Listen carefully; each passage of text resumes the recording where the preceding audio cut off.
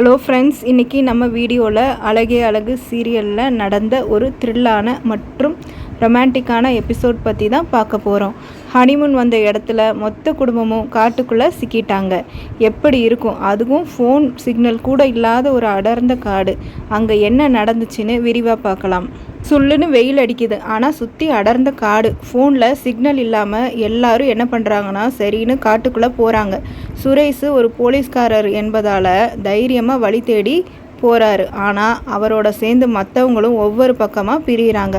தனியாக போகாதீங்க, பயமாக இருக்குதுன்னு ரேவதி சொல்லியும் அட்வென்ச்சரு இதை பண்ணி தான் ஆகணும் அப்படின்னு சொல்லி எல்லோரும் தனித்தனியாக பிரிகிறது தான் இங்கே பெரிய ட்விஸ்ட்டே. ஒரு பக்கம் எல்லோரும் பதட்டமாக இருந்தாலும் நம்ம மலர் மட்டும் ஜாலியாக இருக்காங்க. பாட்டு பாடிக்கிட்டே இயற்கையை ரசிச்சுக்கிட்டு. பாக்கியராஜ் எல்லோரும் கொஞ்சம் பயமாக இருக்குன்னு சொல்லும்போது மலர் மட்டும் இங்கேயே இருந்தால் நல்லாயிருக்கும் அப்படின்னு சொல்லி என்ஜாய் பண்ணிக்கிட்டு இருக்காங்க அந்த அட்வென்ச்சரை. இந்த இக்கட்டான சூழ்நிலையிலையும் அவங்க பண்ணுற ரொமான்ஸு ரசிகர்களுக்கு ஒரு பெரிய ட்ரீட்டு தான்.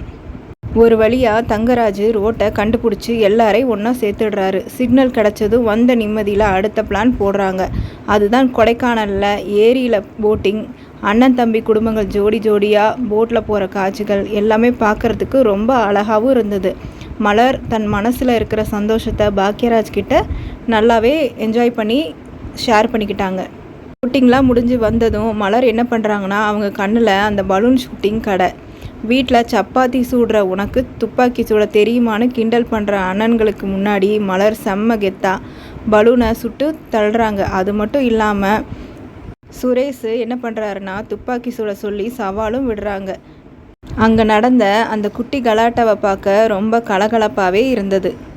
இன்றைக்கி எபிசோடில் எல்லாமே இருந்ததுங்க. அதாவது பயம், ரொமான்ஸு, காமெடி என எல்லாத்தையும் கலந்து கொடுத்துருந்தாங்க. குழந்தைங்களை வீட்டில் விட்டுட்டு வந்த வருத்தம் ஒரு பக்கம் இருந்தாலும் குடும்பமாக ஒன்றா சேர்ந்து செலவு பண்ண இந்த நேரம் அவங்களுக்கு ஒரு நல்ல நிறைஞ்ச மனசாக இருந்தது. இந்த வீடியோ உங்களுக்கு பிடிச்சிருந்தா மறக்காமல் சேனலை சப்ஸ்கிரைப் பண்ணி பெல் ஐக்கானையும் கிளிக் பண்ணிக்கோங்க.